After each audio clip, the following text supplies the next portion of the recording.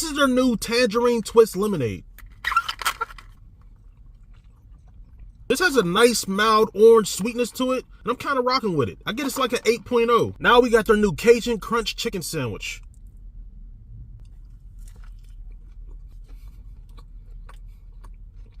Okay, Wendy's, this actually ain't that bad. You got the spicy chicken patty, you got the pepper jack cheese, then you got the spicy mustard to bring it all together. Only problem I got, there's no Cajun.